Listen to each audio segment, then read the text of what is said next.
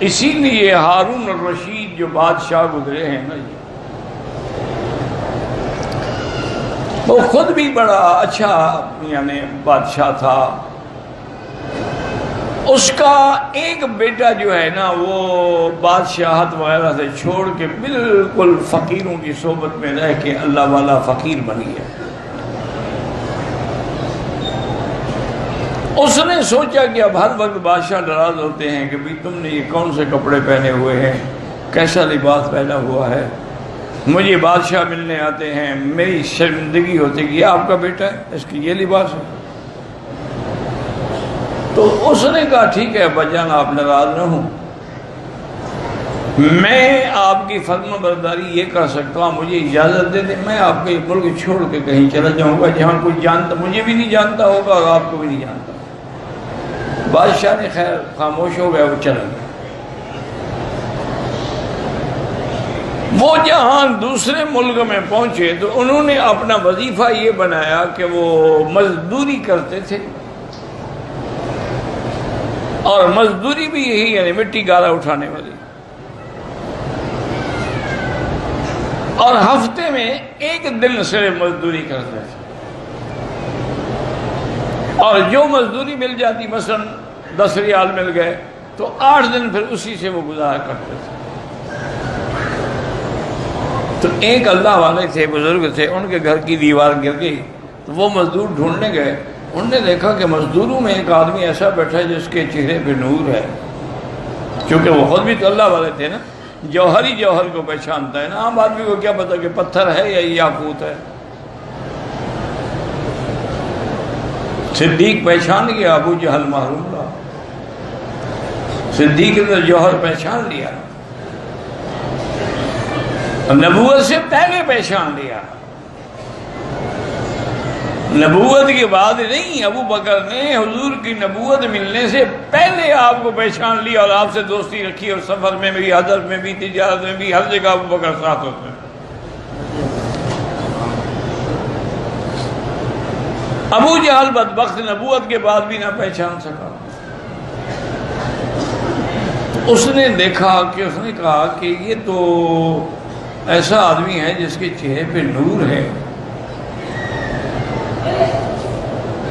اور یہ مزدوروں میں بیٹھا ہو گیا. انہوں نے کہا جی آپ مزدور ہیں؟ انہوں نے کہا کام کریں گے؟ انہوں نے کہا بالکل اسی لیے تو بیٹھا ہوں. انہوں نے کہا ہماری دیوار گر گئی ہے، وہ بنانی ہے، چلیں؟ انہوں نے کہا چلو.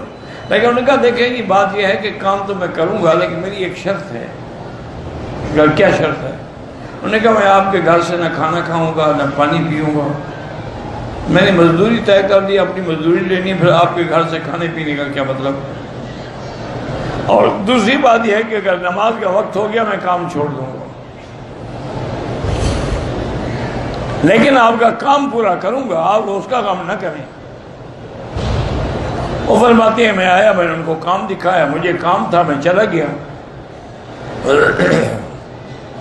اور میں نے ملازم کو ہدایت کر دی تھی کہ اتنی مزدوری طے ہے وہ ان کو دے دینا جب کام ختم ہو. واپس آیا، وہ مزدوری لے کے چلے گیا. میں حیران رہ گیا کہ ایک بندے نے تو 10 بندوں کا کام کیا، اتنی دیوار تو 10 بندے بھی نہ بنا سکتے. وہ کہتے ہیں دوسرے دن میں پھر منڈی میں پہنچ گیا، دیکھا تو وہ تو مزدور نہیں ہے. میں نے کہا نہیں، کام اسی سے کرانا ہے اور کسی سے.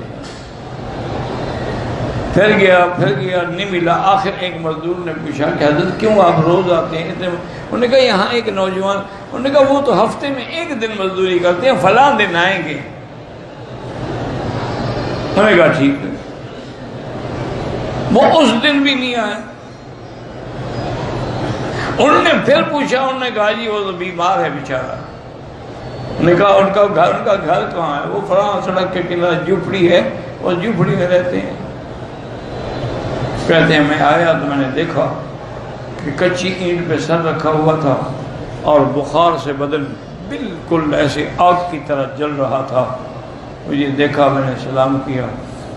اس نے کہا کہ بزرگوں میں آپ کو جانتا نہیں ہوں، اب میری موت کا وقت قریب آ گیا ہے، اس لیے ایک تو مجھے تجہیز تدفین میری تم نے خود کر دی ہے، اور یہ میں نے کفن کا ہر چیز کا انتظام کر کے رکھا ہوا ہے، کفن مجھے یہی دینا، اور یہ قرآن شریف ہے، یہ آپ نے میرا خط اور قرآن پاک جو ہے وہ ہارون الرشید کو پہنچانا ہے۔ کہتے ہیں میں نے کہا حضرت مجھے ہارون رشید بادشاہ ہے، مجھے کون نہ دے گا؟ انہوں نے کہا میں اس کا بیٹا ہوں، وہ جب خط کا کہو گے نا فوراً بلا لیں گے، تمہیں کوئی نہیں روکے گا۔ کہتے ہیں بہرحال میں نے ان کی تدفین کی، جنازہ پڑھا، اللہ کی شان ہے۔ کہتے ہیں میں تو حیران ہو گیا کہ بستی میں اتنے لوگ کہاں سے آ گئے۔ وہ اللہ کے ولیوں کی خوشبو پہ پہنچ جاتی ہے نا، لوگ خود بخود ٹوٹ پڑتے ہیں۔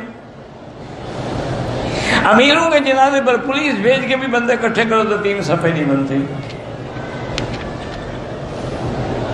کیوں؟ اگلے کہتے ہیں اچھا وہ مر گیا، مردود جان چھوٹی، کیا جنازہ پڑھنا ہے؟ تو بہرحال وہ کہتے ہیں کہ میں نے اپنے وعدے کے مطابق پھر سفر کیا بغداد کا، اور وہ قرآن شریف اور خط لے کے پہنچا، اور بادشاہ کو اطلاع بھیجی کہ فلاں آدمی فلاں بندے کی کوئی امانت لایا ہے آپ کے پاس، اور فوراً لے آؤ، تو میرا بیٹا تھا۔ اندر لے گئے، بادشاہ کو خط پیش کیا، قرآن شریف دیا۔ انہوں نے کہا ہاں یہ قرآن شریف میں نے اس کو لے کے دیا تھا پڑھنے کے لیے، وہ بھی اس نے مجھے واپس کر دیا، میری جائیداد سے کچھ نہیں دیا۔ اور خط کھولا تو اس میں لکھا ہوا تھا کہ یا صاحبی لا تغتر بتنعم، اے میرے دوست دنیا کے نشے میں غرق نہ ہو جاؤ۔ العمر ينفد، المال ينفد والنعیم ينفد والعمر يزول، کہ مال جانے والا ہے اور وقت گزرنے والا ہے۔ اذا حملت الى القبور جنازۃ، اگر کسی کا جنازہ لے کے جا رہے ہو قبرستان، فاعلم بانک بعدها محمول، جان لینا اسی طرح ایک دن میرا بھی جنازہ جا رہا ہوگا کندھوں پہ، اس وقت کو نہ بھول جانا۔ بادشاہ رو پڑا، اس نے کہا کیسے تھا؟ انہوں نے کہا مزدوری کرتے تھے۔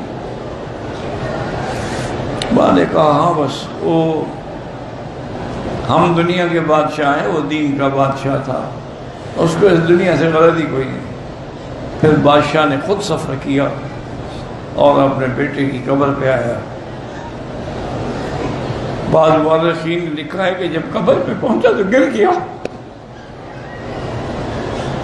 اولاد ہے نا جی، اولادنا اکبادنا، حضور نے فرمایا اولاد ہمارے جگر کا ٹکڑا ہوتے ہیں۔ اللہ اولاد کا زخم اور دکھ کسی کو نہ دکھائے۔ کہتے ہیں گر گیا، کافی دیر روتا رہا، دعائیں مانگی، اس کے بعد اس نے اپنے بیٹے کی موت پہ مرثیہ لکھا کہ شرب تک آسا ابو کا شارب ہوا، میرے بیٹے تم نے موت کا پیالہ پہلے پی لیا ہے، حالانکہ میں نے بھی تو پینا تھا نا۔